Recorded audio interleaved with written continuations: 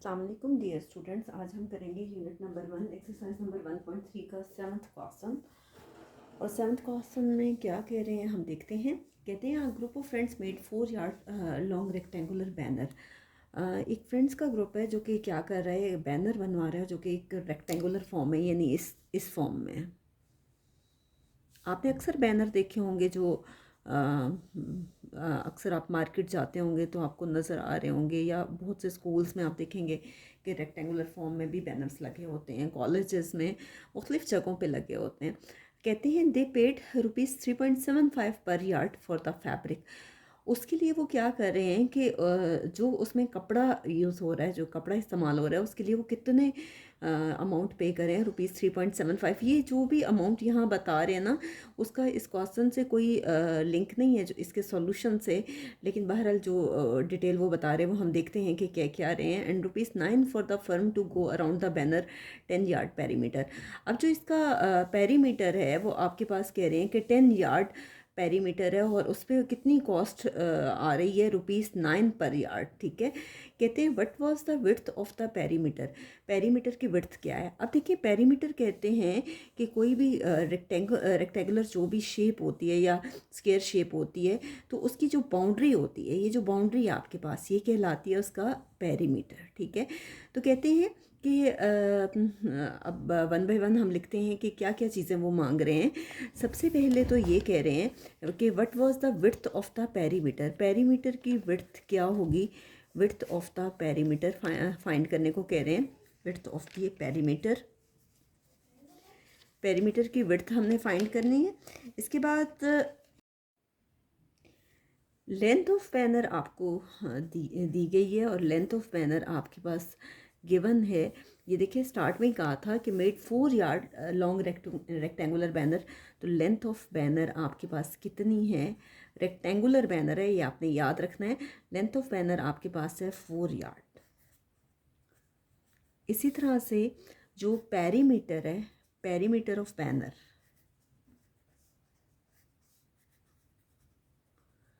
या rectangular banner अगर आप लिखना चाहते हैं तो लिख दें, अच्छी बात है अगर लिख दें कि ये पता चलता जाए कि रेक्टेंगुलर शेप है उसकी। आप देखिए कि पेरीमीटर का फॉर्मूला आपके पास, पेरीमीटर ऑफ रेक्टेंगल का फार्मूला होता है। अगर आप ये देखें तो ये आपके पास एक रेक्टेंगुलर जो है वो मैंने बना दिया, आपके पास रेक्टेंगुलर बैनर बना दिया। सपोज़ कि ये एक बैनर है, तो आप देखें कि रेक्टेंगल तो वो होता है कि जिसकी अपोजिट साइड्स जो हैं वो इक्वल होती हैं। और ये देखें, अगर ये लेंथ है तो ये भी उसकी लेंथ है, इसमें 2 लेंथ्स होती हैं और 2 ही इसकी विड्थ्स होती हैं। तो इसका फॉर्मूला क्या होता है, 2 into length plus width equal to, ये आपके पास क्या आ गया, 10 यार्ड। अब लेंथ आपके पास जो है वो गिवन है, वो कितनी है, 4 यार्ड गिवन है, और विड्थ आपको नहीं दी गई। विड्थ आपको फाइंड करनी है इक्वल टू 10 यार्ड। ठीक है, यार्ड अगर आप लिखना चाहते हैं, नहीं भी लिखते तो कोई इशू नहीं है। अब देखिए, सबसे पहले हम चाहें तो 2 को अंदर मल्टीप्लाई भी कर सकते हैं, लेकिन बजाय इसके कि आप इसको मल्टीप्लाई करें, क्वेश्चन कॉम्प्लिकेटेड हो जाएगा। इस 2 को ख़त्म करने का ये तरीका है कि आप इसको बहुत साइड्स पे डिवाइड करते हो, या बेशक एक साइड पे डिवाइड करते हैं। अगर दोनों पे करते हैं तो अच्छी बात है, लेकिन मैं एक ही साइड पे कर रही हूँ। 2 5 10, 5 यार्ड आ गया। ये आपके पास आ गया 4 प्लस विड्थ। ठीक है, आप देखिए ये 4 जो है ये एक कांस्टेंट वैल्यू है, और इसको हम क्या करेंगे, यहाँ इसके साथ कोई साइन नहीं है, यानी प्लस है। जब ये दूसरी साइड पे जाएगा तो क्या हो जाएगा, -5 -4। असल में ये 4 के साथ यार्ड है। ये अलग बात है कि मैंने लिखा नहीं था, सिर्फ इसलिए कि आप लोगों को इसमें कोई मुश्किल ना हो, लेकिन मैं आपको दिखा देती हूँ कि अगर आप यार्ड इसके साथ लिखते हो तो फिर असूलन आपको इसके साथ भी लिखना चाहिए। ठीक है, 5 -4 यार्ड, या आप इसको कह सकते हैं 5 यार्ड -4 यार्ड, या बिल्कुल एंड पे बेशक यार्ड लिखते हैं, कोई इशू नहीं है। लेकिन अगर आप शुरू में लिखते हैं तो बेहतर है कि आप सबके साथ लिखेंगे। 5 में से 4 माइनस करें, 1 यार्ड आ गया। ठीक है, ये हमारे पास विड्थ ऑफ द पेरीमीटर आ गई। वैसे हमें क्वेश्चन को देख के भी अंदाज़ा था कि इसका आंसर ये आएगा, क्योंकि देखें लेंथ ऑफ बैनर जो है वो अब देखिए 10 यार्ड इसका पेरीमीटर गिवन था। अब लेंथ इसकी दी हुई थी 4 यार्ड। अगर ये 4 है तो ये भी 4 होगा। अगर इसकी विड्थ 1 है तो ये भी आपके पास 1 ही होगा, ठीक है। तो यहाँ तक हमारा ये क्वेश्चन कंप्लीट हो गया है। नेक्स्ट हम करते हैं क्वेश्चन नंबर 8। नेक्स्ट हम करेंगे क्वेश्चन नंबर 8। एट्थ क्वेश्चन में कह रहे हैं कि a shoe factory has an asset of ₹2 million of which 3/5 is the capital. एक शू फैक्ट्री है जिसके पास कितने एसेट्स हैं, 2 million हैं, जिसमें से जो कैपिटल है यानी उनके पास जो टोटल सरमाया तो इतना है, टोटल जो कुल असासा है वो तो इतना है, लेकिन जो कुल असासे में से जो उनके पास एक्चुअल अमाउंट है वो कितनी है, वो है जी 3/5 of total. 3/5 of total, 3/5 of asset, यानी 3/5 किससे मल्टीप्लाई होगा, ₹2 million से। देखें ये कैंसिल हो रहा है, क्या होगा, 5 को करेंगे 5 4 20 और ये आपके पास कितने ज़ीरो आ जाएंगे, 5 1 2 3 4 5। इनको आपस में मल्टीप्लाई करेंगे, 4 3 12 आएगा और ये देखें ये 5 ज़ीरो आ जाएंगे, ठीक है। नेक्स्ट है आपके पास कि कहते हैं and the rest is the debit. कहते हैं बाकी जो है ना, इसके अलावा जो है वो सारे का सारा उन्होंने कर्ज लिया हुआ है, ठीक है।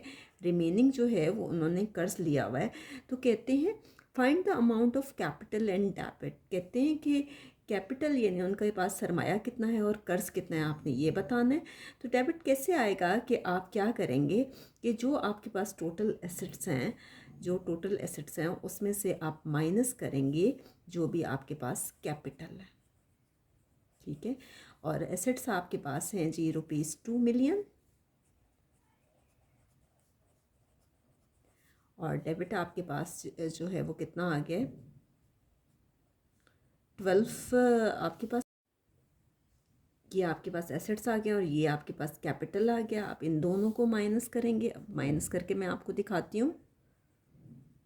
माइनस ये आपके पास है 1 2 3 4 5 5 ज़ीरो है, 1 2 3 4 5, ये है 2 आपके पास, ये 1, इन सारों को माइनस करेंगे 1 2 3 4 5 और यहाँ देखें बोरो करेंगे 10 में से 2 माइनस करें कितना आता है 8। इसका मतलब है कि इतना जो है।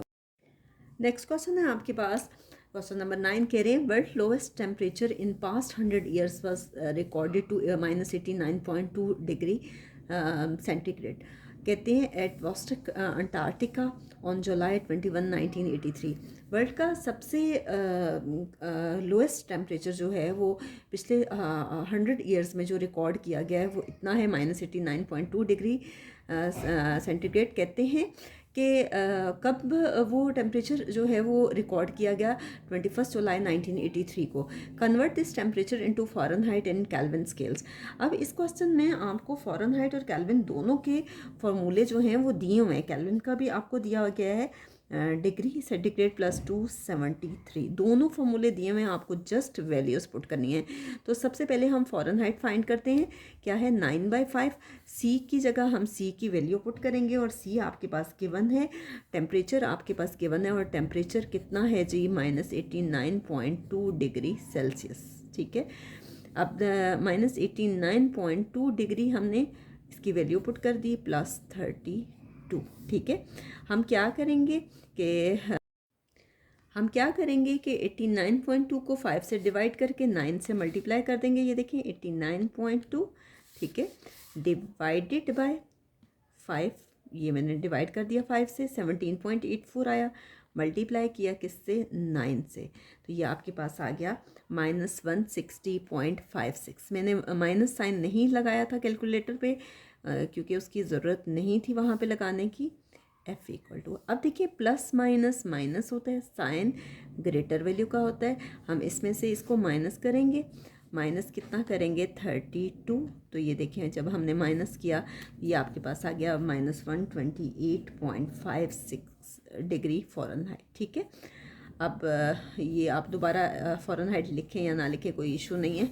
नेक्स्ट है आपको केल्विन का फॉर्मूला लगाना है, तो डिग्री सेल्सियस सेंटीग्रेड प्लस 273, हम टेम्परेचर की वैल्यू पुट करेंगे, कितना है -89.2 डिग्री प्लस 273, हम इसको माइनस करेंगे 273 में से 89.2 को माइनस करेंगे। ये देखें 273 माइनस 89.2, आप रफ वर्क में भी इसको इजीली माइनस कर सकते हैं। ये आ गया 183.8 डिग्री। ठीक है, यह आपके पास केल्विन आ गया। ठीक है, यहाँ तक हमारा ये क्वेश्चन कंप्लीट हो गया है। नेक्स्ट हम करते हैं क्वेश्चन नंबर 10।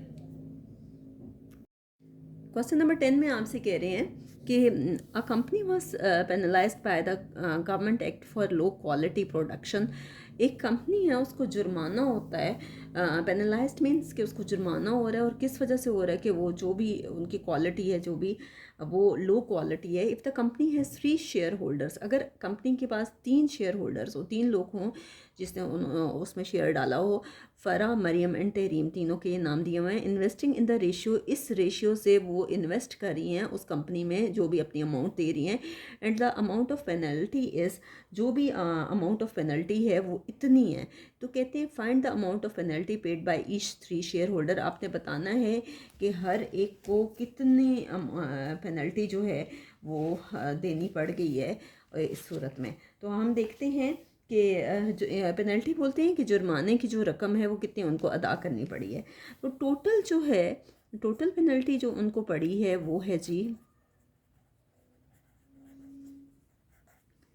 ₹456,868.97, इतनी पेनल्टी जो है वो टोटल है। ठीक है, अब हर एक का शेयर कितना है? फ़रा का, दूसरी हैं जी फ़रा के बाद मरियम, और मरियम के बाद तीसरी हैं जी तहरीम। फ़रा का शेयर है जी 1:2:3। ठीक है, हम क्या करते हैं जब रेशियो के क्वेश्चंस को सॉल्व करते हैं तो हम सम ऑफ रेशियो लेते हैं, हम इन तीनों को ऐड करते हैं। सम ऑफ रेशियोज जो तीनों हैं 1 + 2 + 3, तो ये आपके पास आ गया 6। अब हमने हर एक का शेयर बताना है कि हर एक को कितनी पेनल्टी की अमाउंट पड़ी है। तो फ़रा का शेयर कितना आया जी? फ़रा शेयर फ़रा का आया है जी, कैसे करते हैं?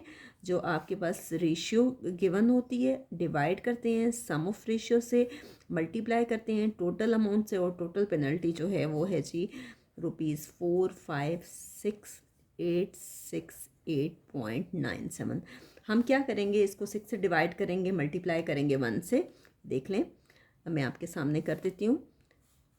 456,868.97 डिवाइडेड बाय 6।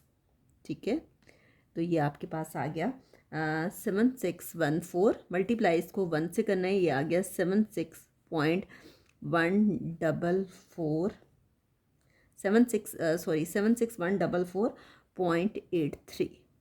राउंड ऑफ करेंगे तो ये 83 हो जाएगा। ये आपके पास फ़रा का शेयर इतना आ गया। नेक्स्ट हम करते हैं जी मरियम शेयर। मरियम का शेयर कितना होगा कि मरियम को पेनल्टी की कितनी अमाउंट है पड़ी है? ये है जी 2, सम ऑफ रेशियो क्या है 6, मल्टीप्लाई बाय टोटल अमाउंट कितनी है 456, टोटल जो पेनल्टी है 868.97। हम क्या करेंगे, इसको उसी तरह से डिवाइड करेंगे 6 से और मल्टीप्लाई करेंगे 2 से। तो मैं आपको डिवाइड करके दिखाती हूँ उसी तरह से जैसे हमने पहले की है। 456,868.97 डिवाइडेड बाय 6। ठीक है, ये आपके पास आ गया, ये वैल्यू मल्टीप्लाई बाय 2। तो ये आपके पास अमाउंट आई है 152289.65 है, और अगला नंबर 6 है तो राउंड ऑफ होगा तो ये 66 हो जाएगा। ये मरियम का शेयर आ गया। नेक्स्ट हम करते हैं जी तहरीम का शेयर कितना है? तहरीम का शेयर कितना होगा? तहरीम शेयर, तो तहरीम की रेशियो क्या है जी 3, divided by sum of ratio कितनी है 6, मल्टीप्लाई बाय टोटल पेनल्टी वही अमाउंट है, ये क्या हो जाएगा 456,868.97। हम उसी तरह से करेंगे जैसे मैंने पहले आपको सिखाया कि 456,868.97 को डिवाइड करेंगे 6 से, जैसे मैंने पहले करके दिखाया था। ये वैल्यू आई, मल्टीप्लाई करेंगे आप किससे, 3 से, तो ये आ गया ₹228,434.485 है। तो राउंड ऑफ करेंगे तो 48 की जगह 49 हो जाएगा। तो ये हमारे पास 3 वैल्यूज़ आ गई, और आप जब इन तीनों वैल्यूज़ को ऐड करेंगे इन तीनों को, तो जो टोटल पेनल्टी है आपके पास वही आंसर आएगा। ठीक है, तो यहाँ तक हमारी एक्सरसाइज कंप्लीट हो गई है।